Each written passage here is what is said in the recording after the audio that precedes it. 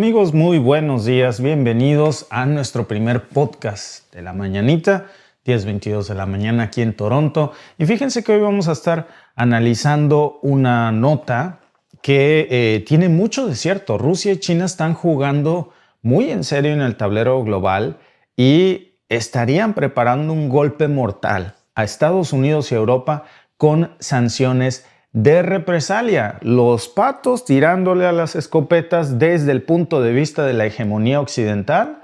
Bueno, amigos, pues esto parece que ya es una realidad. Y esto pues precisamente es uno de los golpes más fuertes que le estaría poniendo Rusia y China en conjunto al rey de las sanciones, pero sobre todo en una era que se viene, que es la era Trump, en donde él mismo ha dicho que los aranceles son su palabra favorita. Y no necesariamente estaríamos viendo el inicio de una guerra de China y Rusia contra Estados Unidos y Europa con tanques de guerra o con aviones. Ya estaríamos hablando de una nueva guerra de sanciones económicas en donde hoy Rusia y China dice, hey, ese juego yo también lo sé jugar. Y saben que no nada más lo sabe jugar, sino que a estas alturas ya nos queda más que claro que Rusia sabe cómo esquivar cualquier sanción que le quiera poner Occidente, y esto ya no lo espanta. El petate del muerto de las sanciones estadounidenses es algo muy gastado ya en la economía rusa, porque todas las sanciones habidas y por haber ya están puestas. Entonces, ¿ya qué sigue? Les volaron el Nord Stream 2, les impusieron sanciones supuestamente al gas, al petróleo, a los diamantes, al uranio, etc. ¿Ya qué sigue? Lo que no hemos visto, y esta película sí que es nueva, es sanciones rusas y chinas ahora contra Estados Unidos y Europa. Y eso, amigos, eso sí que podría cambiar todo el panorama de las potencias mundiales. Esto es geopolítica pura y dura y es lo que vamos a ver hoy, porque el contexto de cómo está pasando esta situación, en donde hace poco pues Beijing, hay que recordar que impuso precisamente sanciones, ya las primeras restricciones a la exportación de componentes claves para la creación de drones hacia Estados Unidos y también a Europa. Poco se habla de esto, ¿no? Claro, porque la prensa occidental y los medios tradicionales de comunicación, controlados por un hegemón, pues no nos quieren mostrar este lado de la película. Pero China ya ha puesto en jaque con sanciones a Estados Unidos, sobre todo de algo como los drones. Miren, es muy sencillo. La guerra rusa en Ucrania la están ganando básicamente con drones. Drones muy baratos que Rusia está obteniendo de Irán. Entonces, ¿por qué no replicar lo mismo ahora en Ucrania? Ucrania hace poco buscó a Alemania para que le proveyera drones, pero esos drones no se pueden fabricar sin componentes claves que vienen de China. Jaque mate. Y esto pues fue una respuesta precisamente a que Estados Unidos se puso muy creativa. La administración de Biden precisamente este mes de diciembre endurece las sanciones contra China, viene Trump en enero y amenaza con más de esto. Entonces, esto no va a quedar ahí, porque lo que realmente vemos que está en juego pues es el mercado de la tecnología de punta, nada más para empezar. Y con esto se domina todo, se controla no nada más la guerra, la producción en masa de drones, de misiles, pero también de toda la tecnología, que es lo que mueve el mundo. Y los estadounidenses pues ahora se están quedando, voilà, sin semiconductores chinos de doble uso. Y esto, amigos, la cosa se va a poner bastante complicada para la administración Trump en el 2025. Esto es un golpazo, porque cuando las restricciones sean más estrictas, esto se va a endurecer. A ver, si ponemos esto en la práctica y vemos cómo China, amigos, controla el 80% del mercado de drones comerciales de todo el mundo, 8 de cada 10 drones del planeta son chinos o tienen componentes chinos en su mayoría. No importa si son comerciales o no, al final del día, amigos, y para que quede claro, gran parte de los drones que Ucrania usa contra Rusia dependían o dependen de esos componentes, y entre menos componentes le dé China a Occidente, menos drones van a tener para la guerra. La guerra nada más es un punto, vienen más. Ahora imagínense lo que esto va a significar. Pues interrupciones en toda la cadena de suministro. Esto le va a traer problemas a la OTAN y a todos sus aliados y le va a dar una clara ventaja no nada más a Rusia en el conflicto en Ucrania, sino a los aliados de China. Ahora, esto por supuesto que está beneficiando muchísimo a Rusia, porque miren, aquí hay que ser bastante claros. China no está pensando en Rusia cuando toma estas decisiones. No lo hace por Putin o por el Kremlin. Sí se llevan, pero no es para tanto. Beijing está defendiendo sus propios intereses. Aquí, en geopolítica, es como en la vida. Primero mis dientes y luego mis parientes. Entonces, lo que quiere hacer hoy Beijing es mandar un mensaje muy claro a Washington. Y lo que le está diciendo es, si nos golpeas, te golpeamos de vuelta y más duro. Porque no es solamente el tema de los semiconductores, no nada más es el tema de los drones. También está lo de Taiwán, que para China pues es un tema sagrado. Y ahora con Estados Unidos pues ya metiéndose donde no lo llaman, para no variar, pues las tensiones ya están todavía más a flor de piel con China. Fíjense, incluso en esta nota que leía yo hace un momento mientras me tomaba mi cafecito, veía las palabras de un comentarista que se llama Konstantin Smirnov, cliché, ¿no? Smirnov, pero lo dijo muy clarito.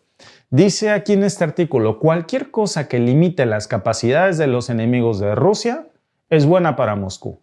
Pero ojo, porque esto tampoco quiere decir pues, que China, repito, esté actuando por una solidaridad extrema con Rusia. Al final del día son intereses y en estos intereses coinciden Rusia y China. Ahora, no sería también la primera vez, claro, que China carga con este tema. Hay que recordar nada más el año pasado cuando China prohibió la exportación de metales de tierras raras. Hablábamos de eso incluso en un podcast, cómo había impuesto sanciones a Estados Unidos para el germanio, para el galio, no se le puede vender a Estados Unidos.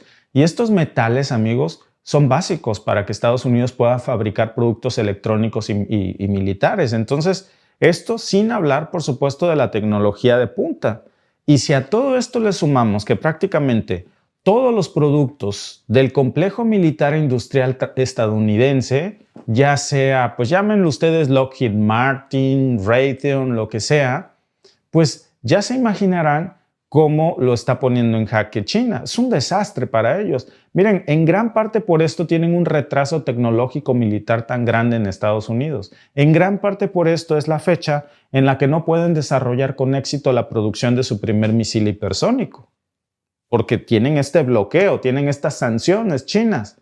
A lo mejor a muchos aquí en el chat les puede parecer extraño que hablemos de sanciones chinas que tienen en la oscuridad tecnológica a Washington. Pero entonces alguien que me explique cómo es que Washington, con todo su poderío militar, aún no puede acceder a la producción en masa de su primer misil hipersónico, cuando Rusia ya lleva el segundo modelo del Oreshnik.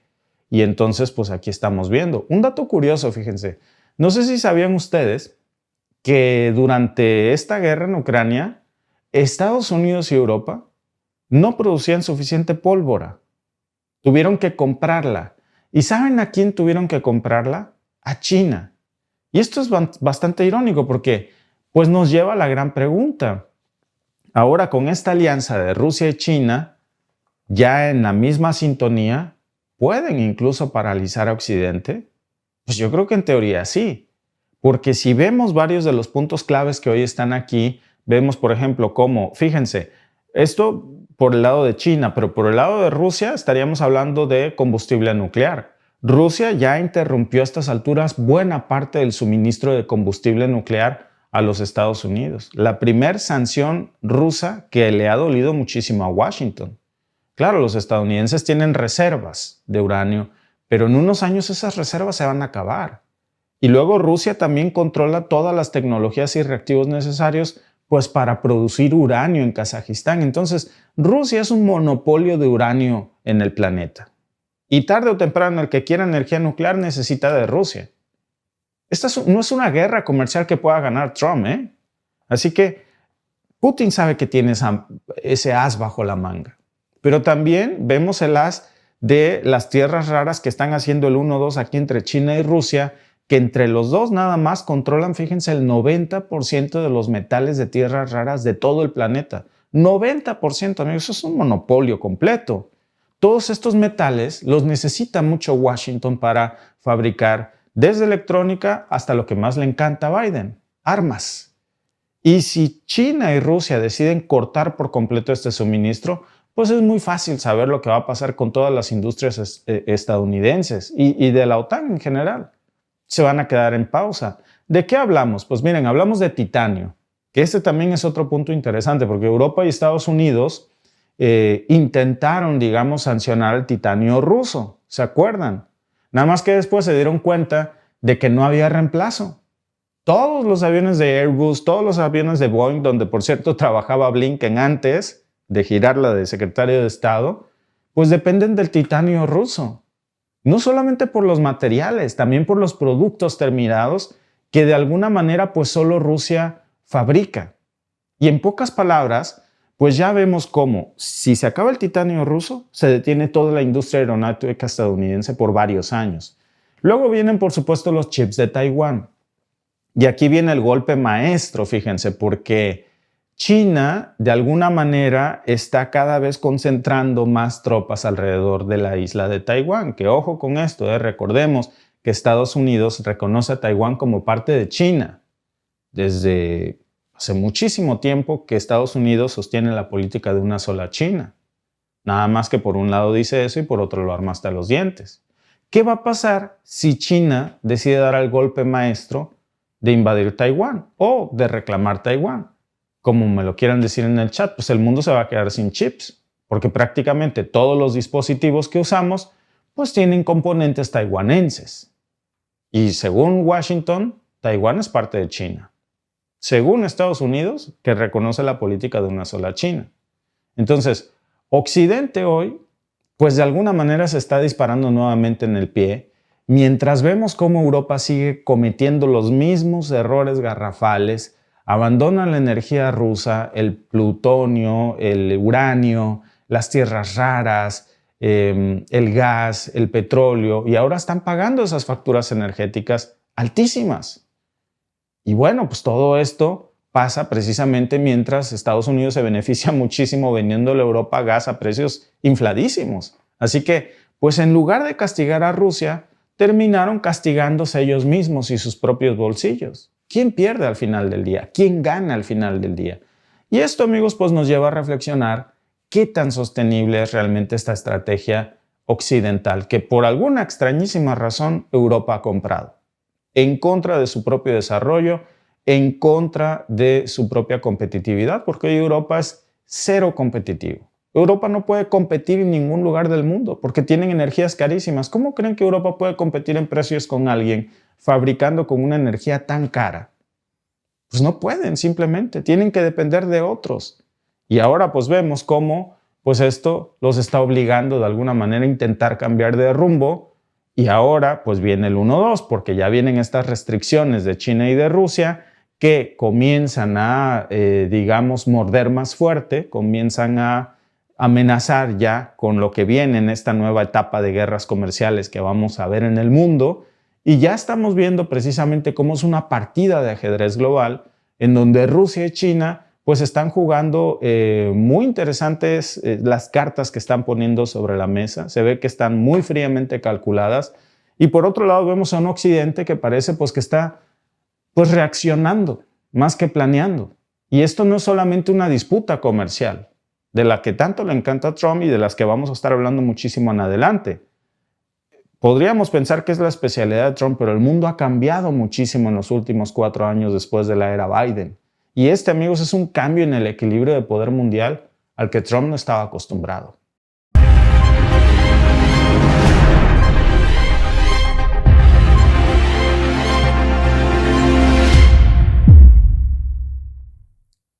Amigos, Rusia acaba de lanzar una nueva advertencia, pero esta vez no es una advertencia a la OTAN, no es una advertencia a Europa, es muy peculiar. Es una advertencia directa a Israel. Si tocan nuestras bases en Siria, la respuesta va a ser contundente.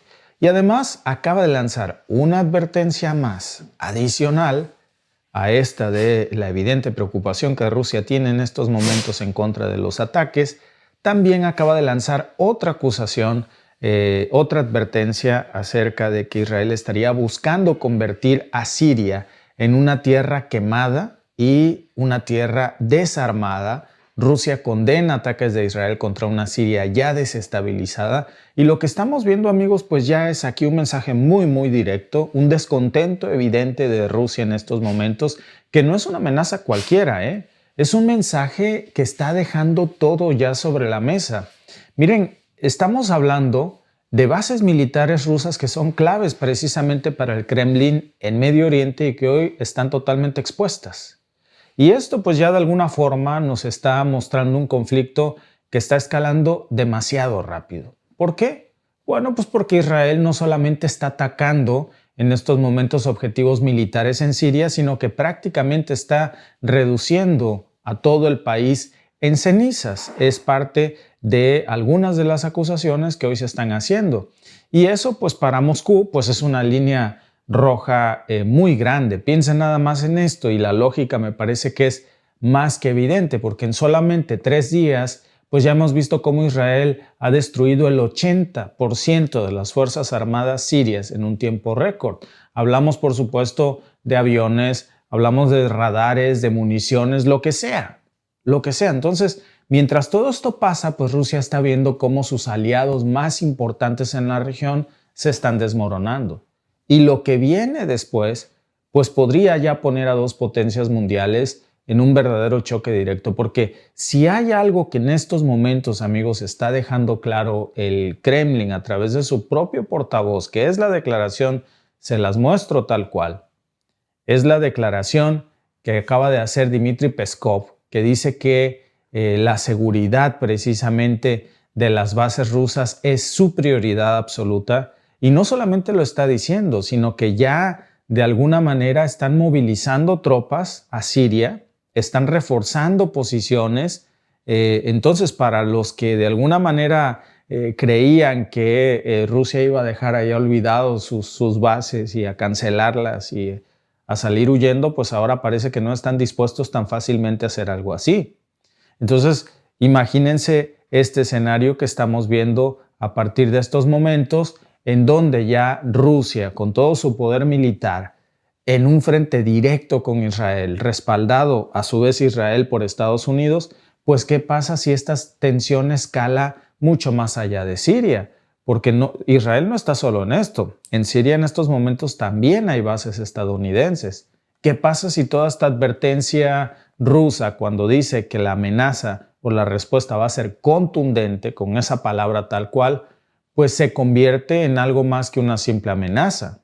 ¿Qué pasa si Israel cruza esa línea roja? Porque hay que ser honestos, amigos, nadie lanza una amenaza de este calibre, y menos Rusia, si no está dispuesta a cumplirla. Entonces, vamos directo a este tema, porque lo que estamos viendo en las últimas horas, amigos, de cómo Israel lanza esta ofensiva masiva en Siria después de que muchas acusaciones dicen que HTS llega precisamente este gobierno instalado en Siria, que básicamente es un grupo terrorista. Ya saben que no podemos decir la palabra completa, pero es un grupo terrorista que llega hoy a Siria con el apoyo presuntamente de Occidente, según han acusado Irán, Rusia y otras potencias, el mismo depuesto Bashar al-Assad. Y ahora pues al mismo tiempo Israel avanza en esta ofensiva para destruir toda la defensa militar siria y asegurarse de desmembrar a Siria en pedazos. La acusación evidente la están ustedes leyendo aquí tal cual. Convertir a Siria en una tierra quemada y totalmente desarmada. Y hablando de este tipo de ataques, amigos, porque se está haciendo a través de 400 ataques que suman hasta este momento que estamos haciendo el podcast, ya estaríamos hablando de 400 ataques en 3 días. Muchos reportes incluso están coincidiendo en esta cifra de que el 80% de las fuerzas sirias ya están a este punto totalmente destruidas. Las defensas antiaéreas, todas las fábricas de municiones, los depósitos, por supuesto, de armas de Siria, los helicópteros, los radares, todo. Es como si de alguna manera pues estuvieran intentando borrar del mapa cualquier capacidad militar de Siria para que en el futuro no puedan tener un ejército. Y aquí es donde pues esto se está poniendo bastante preocupante, porque Israel no se está limitando solamente a los ataques aéreos. De hecho, hay acusaciones de que las tropas terrestres israelíes están en la zona de desmilitarización de los Altos del Golán. El mismo Netanyahu sale ayer a decir que los Altos del Golán son y serán territorio israelí para siempre, aun cuando la propia ONU ha condenado la ocupación de los Altos del Golán como una invasión israelí sobre tierra siria. Entonces, ya la reclaman formalmente como suya. Y ya estamos viendo, amigos, cómo pues esto está escalando muy rápidamente a partir de estos momentos y cómo precisamente se estaría convirtiendo en un nuevo punto de fricción, un punto caliente entre Siria e Israel. Pero la pregunta es exactamente qué buscan, porque muchos analistas dicen que pues lo que estarían buscando sería, repito, convertir a Siria en un lugar inhóspito, en un lugar que no tenga ninguna, en absoluto, ninguna capacidad de respuesta militar. Es decir, debilitarlo al mínimo a tal punto que ya no puedan levantarse ni defenderse. Si hay una ocupación israelí, ya no nada más en los Altos del Golán, sino más allá de esta zona, pues ¿qué va a hacer Siria si no tiene ni una resortera para defenderse? Y luego, pues por el otro lado vemos a Rusia, que tiene bases militares instaladas ahí, en Siria, y que no está en estos momentos contentos con esto. Dmitry Peskov, el portavoz del Kremlin, sale y dice, tal cual con estas palabras, nuestras bases están ahí y garantizar su seguridad, dice en palabras de Peskov, es extremadamente importante. Y pues además de esto ya están dejando claro también que si estas bases son atacadas, pues la respuesta de Rusia va a ser fuerte. Y no es una amenaza vacía que se esté lanzando. Es una advertencia que yo creo que se debería tomar muy en serio, amigos, porque si vemos la situación en Siria, que ya de por sí pues era desastrosa desde antes de estos ataques. La situación en Siria era terrible desde que estaba Bashar al-Assad, pero ahora es peor, porque estamos hablando de un país totalmente desestabilizado después de años de guerra civil. Estamos viendo una economía totalmente colapsada, una población agotada por la violencia y encima este desmembramiento del territorio sirio como aves de rapiña de las grandes potencias para llevarse o destruir lo que pudo quedar en Siria. Fíjense, hay una declaración muy interesante aquí que hace precisamente en este artículo el Foro Mundial para la Aproximación de las Escuelas de Pensamiento Islámico, que es muy importante ver cuál es su percepción de esto, porque pues al final en este momento hay un Estado Islámico ahí. Y lo que están diciendo es que esta ofensiva israelí pues busca sentar las bases para un nuevo Oriente Medio. Y esto, amigos, es muy peligroso porque cuando dicen Nuevo Oriente Medio, pues se está refiriendo a la famosa Gran Israel. Y básicamente lo que están haciendo es redibujar todas las fronteras de Israel, reconfigurar todo su poder en la región y beneficiar de alguna manera a Israel y a sus aliados. Pero desde otra perspectiva, ya el mapa territorial de Israel se expandería enormemente. Y luego, pues por el otro lado también está Rusia, que pues habían sido un apoyo del gobierno de Bashar al-Assad desde que comenzó esta guerra civil, principalmente pues para poder mantener ahí en el poder, en esa silla, al-Assad, ahora depuesto, ahora derrocado, y bueno, pues su gobierno ya después de que cae, las consecuencias de todo esto que siguen para Rusia, que está en una posición bastante vulnerable ahí, pero ojo, no nos confundamos, porque esa situación de vulnerabilidad no parece que esté poniendo a Rusia en una posición de negociación, más bien está poniéndolo en una posición de amenaza, de decir, yo no me voy a ir de aquí para ningún lado, mis bases se quedan y quien se atreva a tocarlas va a pagar las consecuencias. Entonces vemos una forma en la que está saliendo con todo muy agresivamente a cuidar los intereses rusos desde el Kremlin. Tienen bases ahí en estos momentos que son muy importantes, como dijo el mismo Andrei Kartapolov, que decía en este artículo que cualquier ataque contra esas bases pues iba a tener consecuencias muy serias para quien se atreviera a cruzarlas, incluyendo Israel. Y aquí está precisamente el dato más importante, que son los aliados, porque podríamos pensar de alguna manera, bueno, una base rusa ahí aislada como una gota de agua en el desierto, ¿qué va a hacer contra Israel y Estados Unidos? Los tienen sitiados. Si Assad salió corriendo, pues ¿qué le depara a las bases rusas? La cuestión, amigos, es que ese aislamiento no necesariamente es así, porque parece que Rusia no está solo en esto.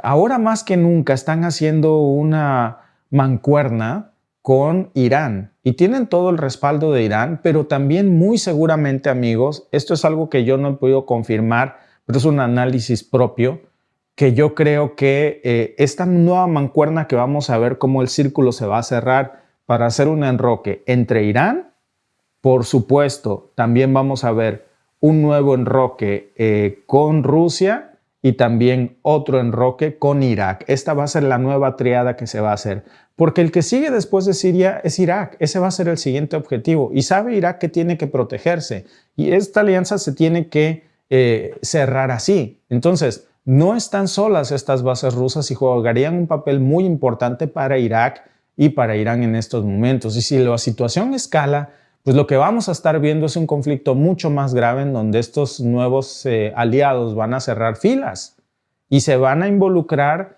en todas las repercusiones que tenga cualquier ataque a cualquiera de estas bases. Ese es el primer tema. Pero el segundo, amigos, que es tal vez un tema del que no hablamos mucho, pero que es muy importante, es el tema de las cifras. Miren, 350 aviones de combate. Estos son los objetivos que se están reportando que ha destruido Israel en las últimas horas, que estaríamos hablando de 350 aviones de combates totalmente destruidos, 320 objetivos estratégicos. Y esto, amigos, pues no es una operación cualquiera. Es una campaña muy bien planificada de Occidente para lanzar de alguna forma este ataque masivo que tienen como objetivo final, pues, consolidar una ocupación israelí en estos territorios suyos que no les pertenecen, en Siria, territorios sirios, y ahora ya los están tomando como suyos. Y no solamente una cuestión de un pedazo de tierra, también hay que decirlo, están enviando un mensaje. Israel lo que está diciendo con esto es, podemos hacer esto y nadie nos va a detener. Muy al estilo que ya hemos visto, por ejemplo, en Palestina, en Líbano y ahora en Israel, en Siria. Pero la cuestión es, ¿de verdad nadie los va a detener? Porque aquí es donde parece que está apareciendo precisamente, pues no la comunidad internacional, porque lo que diga la ONU, pues ya sabemos que es un florero que no sirve de mucho. Pero lo que sí vemos es que mientras Israel avanza con esta ofensiva, hoy vemos a un Rusia que está por verse qué va a pasar. Pero por lo pronto ya está manoteando la mesa y está diciendo, yo no me voy a ir. Mis bases no se van a mover. Y si te atreves a atacarlas, pues entonces va a haber consecuencias.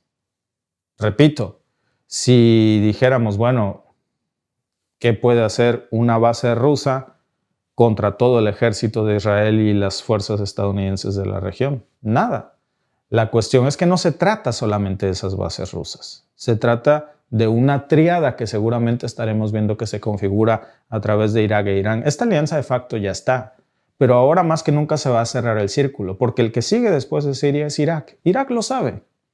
Y después, por cierto, en esto vamos a ver el papel de Yemen. Entonces, estamos viendo la clásica estrategia de divide y vinci, divide y vencerás, que tomó por sorpresa a Siria, pero a Rusia no. Yo creo que es algo que Rusia sabe hacer muy bien desde que era la Unión Soviética. Y bueno, pues el tercer punto, que también es más lamentable que todo esto, pues es el tema humano. Todos los sirios que finalmente están ahí. Estamos viendo cómo están avanzando en esta ofensiva, pero seguramente aquí están muriendo civiles sirios, están sufriendo las minorías religiosas, estamos viendo cómo están terminando con toda la infraestructura vital siria, la poca que había, las pocas plantas de energía, los pocos hospitales, las pocas escuelas. No nada más se trata de objetivos militares. Entonces, es una estrategia de quemar toda la tierra de Siria, desmoronar Siria, desmembrarla en pedazos, y pues la pregunta es hasta dónde van a llegar precisamente con esta estrategia de apropiarse de una tierra que no les pertenece. Parece que al fin de esta ofensiva pues estamos viendo ya algo claro de lo que está pasando aquí, que es algo no muy diferente de lo que había pasado en la Palestina ocupada. Y ya estamos viendo nuevamente otro patrón que se repite, apoyado por supuesto por Occidente, por Estados Unidos, por Europa. Y pues imagínense nada más, por cierto, hablando de esto, yo creo que es importante decirlo, porque a lo mejor por tratarse de Siria, los medios de comunicación no lo exponen de esta forma, pero imagínense un momento que no habláramos de Siria, que otro país estuviera haciendo esto que están haciendo hoy aquí, en una región que fuera apoyada por Estados Unidos o Europa. Y que Rusia, por ejemplo, estuviera ayudando a un grupo terrorista a derrocar al gobierno, malo o bueno, pero al gobierno para imponerse en el poder.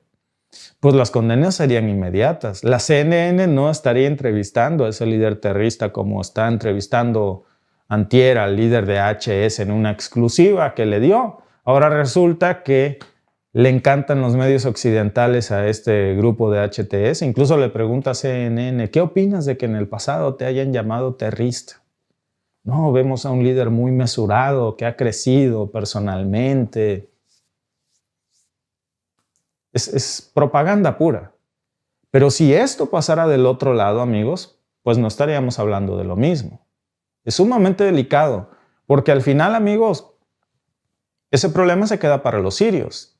A quienes va a gobernar HTS es a los sirios, no a nosotros, afortunadamente. Desafortunadamente a ellos sí. Y entonces aquí estamos viendo el cambio en la retórica, que es muy diferente.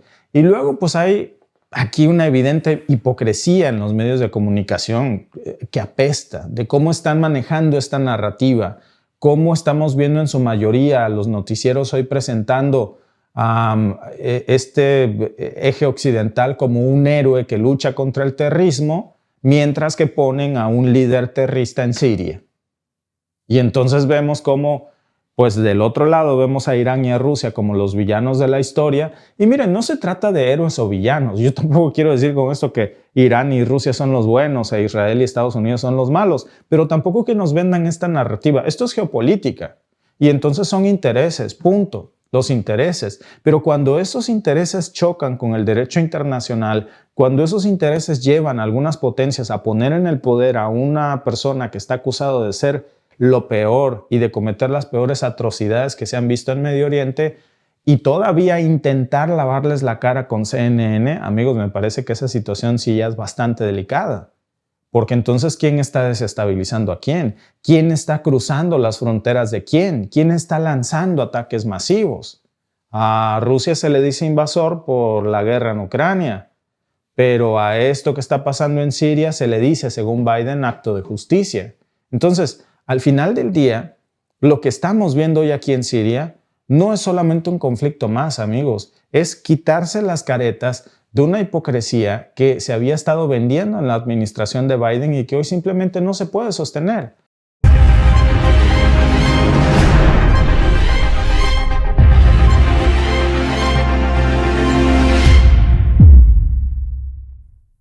Amigos, vaya vuelco que está dando esta historia y me hace recordar una frase que le aprendí a algún amigo alguna vez en México que dice que la cabra se tira al monte pero siempre regresa.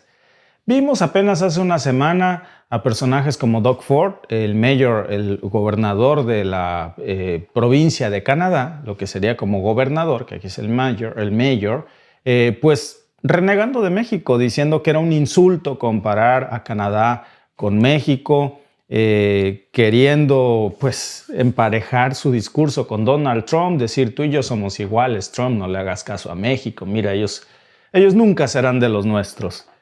3 doritos después, pues ahora Canadá se une a México y entiende que esta es la única manera después de que recibiera un insulto que jamás algún presidente de los Estados Unidos le había hecho a Canadá. De eso vamos a hablar porque ya de alguna manera estamos viendo una coalición formal que se comienza a hacer contra Trump.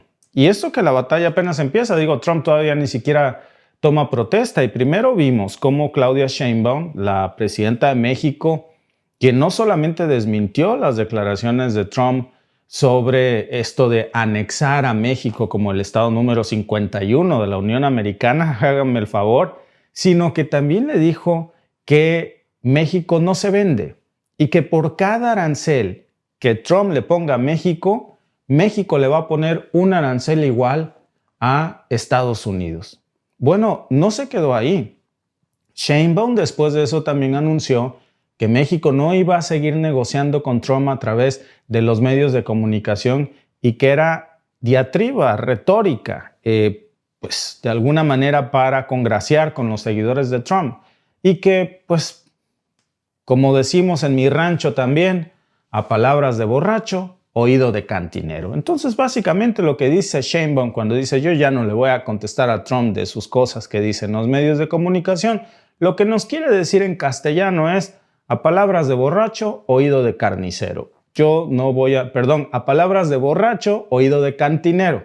Es que hay otra frase muy similar que no viene al caso, la vamos a guardar por ahí para otra ocasión, que dice a chillidos de marrano, oído de carnicero. Pero en esta ocasión digamos a palabras de borracho, oído de cantinero, es lo que dice Claudia Sheinbaum. Y bueno, pues deja claro con esto Sheinbaum que este juego de las provocaciones de Trump pues tienen su límite y ese límite llega cuando se burla de la soberanía de México.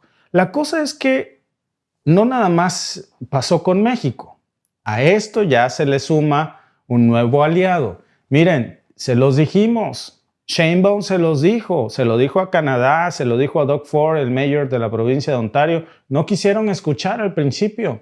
Pero ahora vemos cómo Trudeau, el primer ministro de aquí de Canadá, pues también está entrando ya en la escena. Ahora también él se siente agredido. Y Doug Ford está calladito porque ya entendió que no puede estar del lado de Trump cuando también le llama a Trudeau el gobernador del gran estado de Canadá. Como diciendo, Canadá es mi colonia, es mi patio trasero, Canadá va a hacer lo que nosotros digamos. Es más, también dijo que le iba a anexar como otro estado de los Estados Unidos. Entonces, pues de alguna manera genera indignación en los canadienses esto. Bueno, no de alguna manera, de todas maneras. Genera indignación también, por supuesto, en México. Este tipo de amenazas, más allá del chiste de anexar a México o a Canadá como otro estado de los Estados Unidos, lo que sí es una amenaza real de imponer estas sanciones o aranceles del 25% a las importaciones canadienses y mexicanas. Ahora esto le cala mucho también a Trudeau. Después de que Trudeau fuera a intentar congraciarse con Trump y Trump dijera, fue un placer reunirme con el gobernador del gran estado de Canadá, mi colonia, mi patio trasero, pues entonces esto no cae bien.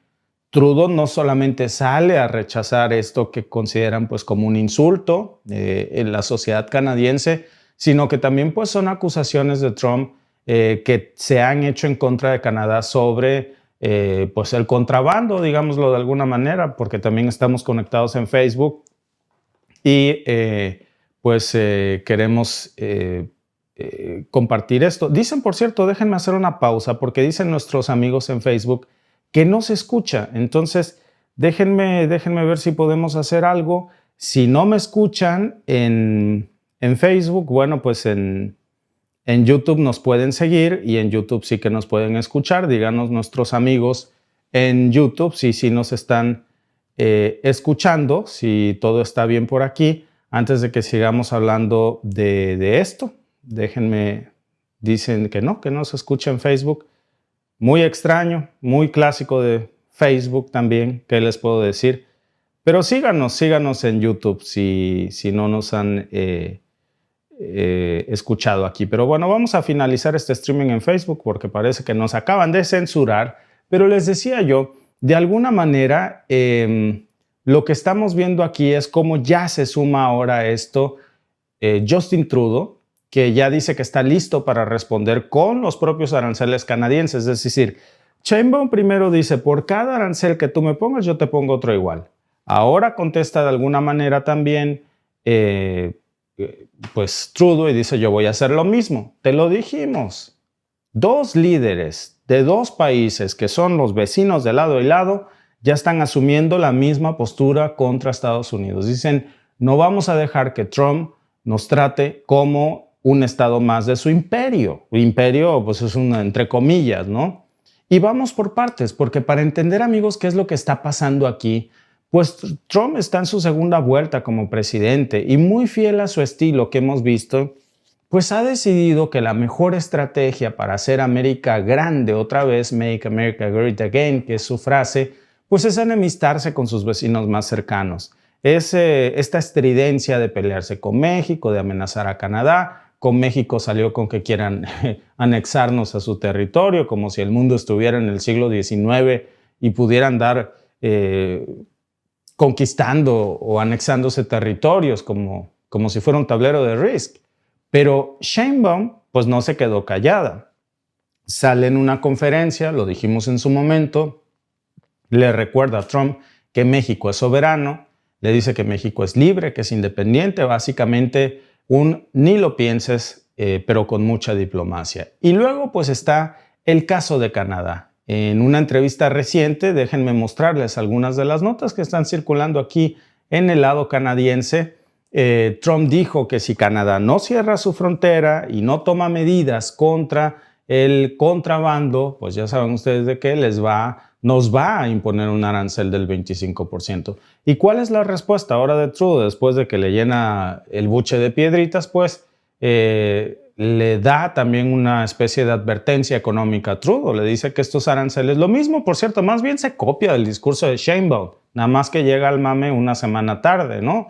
Dice Trudeau que pues estos aranceles no van a dañar a Canadá, sino que al final los consumidores estadounidenses van a ser los que van a acabar pagando más por cosas muy básicas como coches, como electrodomésticos, como alimentos. Parece como si Trudeau le hubiera copiado la tarea a Sheinbaum, porque Sheinbaum lo había dicho desde la semana pasada en la carta que le mandó a Trump.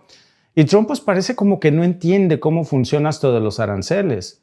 Un arancel no es un castigo para el país al que se le impone.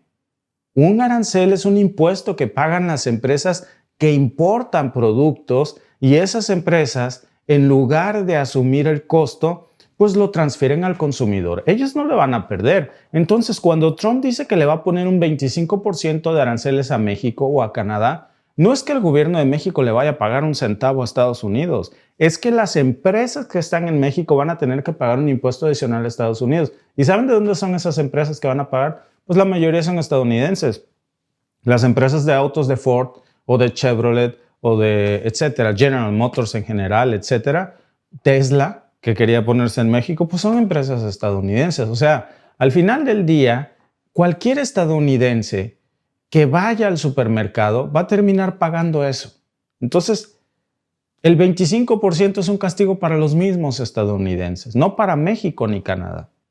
Trudeau, repito, le copia la tarea a Sheinbaum, saca incluso una lista de productos afectados, otra vez, lo mismo de la vez pasada, el acero, la maquinaria, la madera, los alimentos, incluso hasta los fertilizantes. Y todo eso pues va a subir de precio definitivamente. Y aquí está, amigos, el gran problema, porque Trump cree que imponer estos aranceles es mano dura contra el extranjero, pero en realidad pues es un golpe directo a la economía local. Eso es lo que es. Y en palabras simples es como si te dieran un puñetazo y luego te cobraran por el hielo para el moretón. Así de simple. Ahora, la excusa de Trump para estas medidas pues es supuestamente el tráfico, ustedes saben. Según él, hay un flujo masivo de una sustancia en particular que está entrando desde Canadá.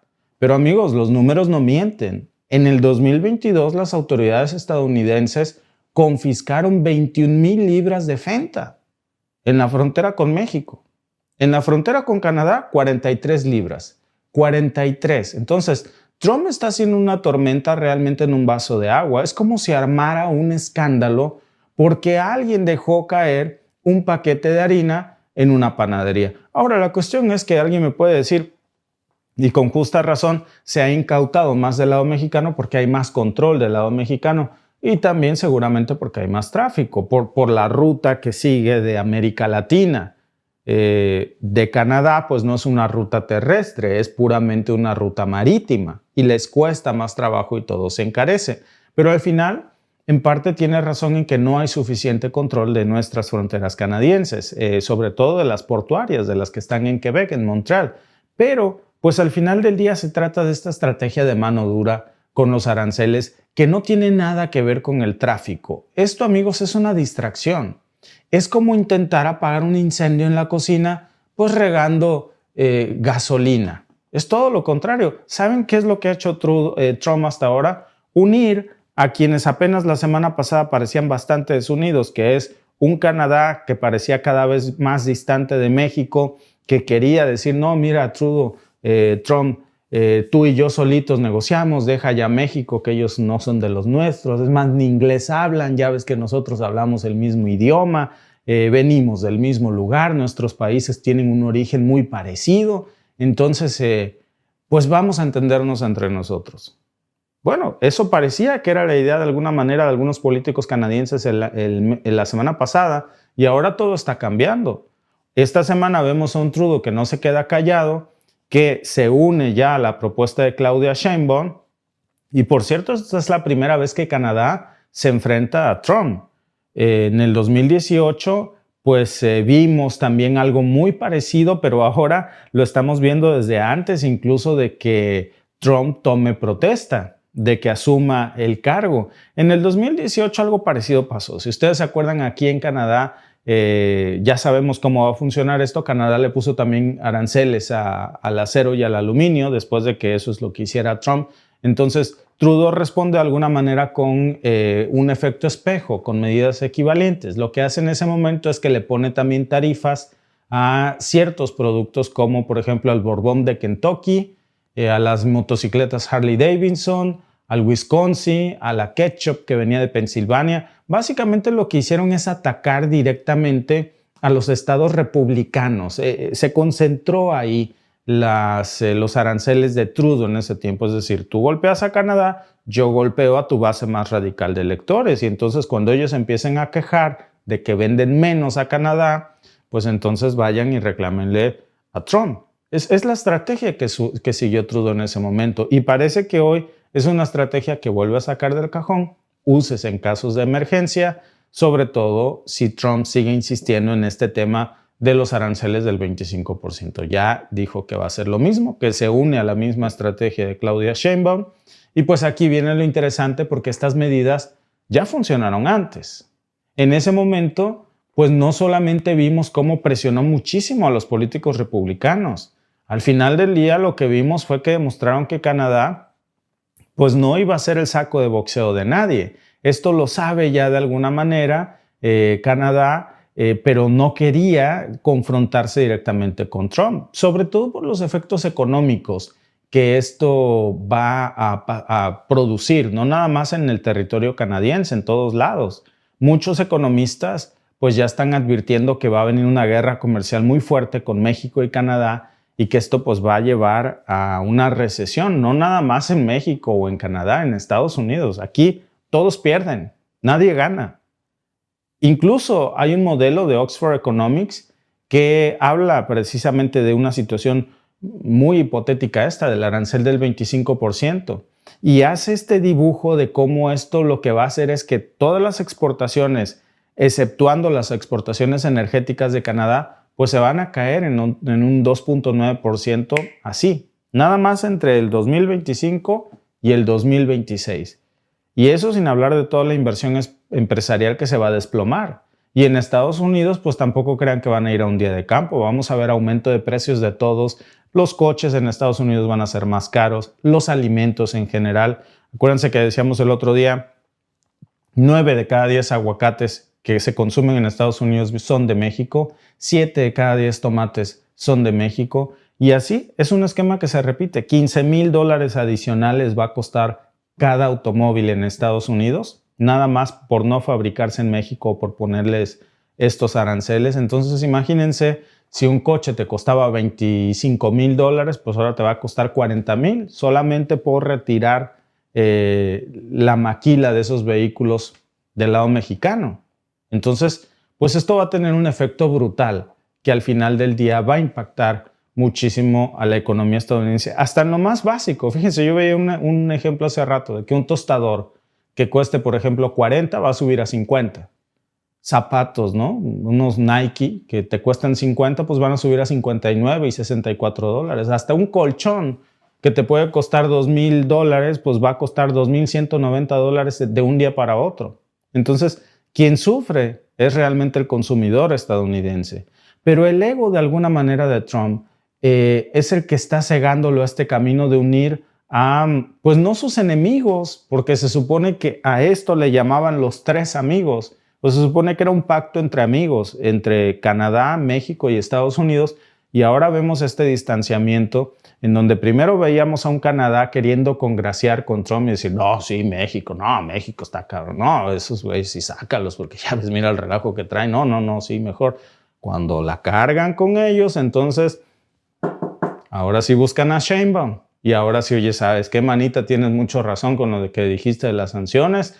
Yo también voy a imponer sanciones de represalia. Por cada una que él me ponga, yo le pongo otra y vamos haciendo el 1-2. Y entonces ahí hacen el 1-2 con madera, con acero, con azúcar, con todos, una infinidad de productos que vienen de ambos lados. Y es ya formalmente, amigos, una estrategia que está cerrando el círculo de esta amenaza de Trump, en donde primero se va a cargar contra México. Miren, nosotros en México, por cierto, me atrevería a decir que tenemos la sangre más y la piel más delgada que los canadienses cuando se trata de nuestra soberanía, ¿eh? De verdad, porque yo estuve viendo las reacciones aquí en los medios de comunicación. Incluso una columnista llegó a sugerir que muchos canadienses, pues no muchos, pero hablaba de un 13 o un 18%, no les desagradaba tanto la idea de que Canadá pudiera anexarse a los Estados Unidos. A mí se me hace gravísimo, ¿no? Más del 80% está en contra. Pero ya que del 13 al 20% no le disguste la idea, pues para mí es una cifra que en México eso no tiene comparación, porque en México cuando nos toca nuestra soberanía, cuando nos hablan de invadirnos, sobre todo saben por qué, porque ya nos pasó. Entonces sabemos de lo que se trata. A nosotros, a ver, nos quitaron la mitad de nuestro territorio y entonces cada vez que Trump saca ese petate del muerto, a nosotros nos molesta, porque nos recuerda un pasado de una herida que todavía sigue abierta y con eso no se juega. Canadá no tiene esa experiencia, no solamente no tiene esa experiencia, sino una de las veces que Estados Unidos quiso invadir territorio canadiense, que en ese momento, bueno, no era Canadá un país independiente como lo es hoy, sino que pues todavía, digamos, pertenecía al Imperio Británico. Pues Canadá, cuando Estados Unidos intenta anexarse un pedazo de Canadá, Canadá contraataca con todo y van y les queman la Casa Blanca. No sé si ustedes lo sabían. Es la única vez que la Casa Blanca ha sido quemado por un, digamos, ejército que es precisamente por el entonces Canadá. Entonces, pues no existe ese precedente aquí y por eso la piel no está tan sensible. Pero de que esto termina uniendo a dos grandes amigos que primero uno decía, no, sí, manito, tú mira, acá, México lo podemos dejar afuera. Hoy vemos que ya esta postura se está cerrando cada vez más entre México y Canadá en contra de estos aranceles de Trump. Era natural, tarde que temprano iba a pasar. Esto es lo que estamos viendo hoy aquí, amigos, y vamos a estar muy pendientes viendo cómo se desarrolla esto que apenas ni siquiera comienza cuando ya están dando un giro pues de 180 grados. Muchas gracias, amigos, por unirse a nuestro streaming y nos vemos en el siguiente.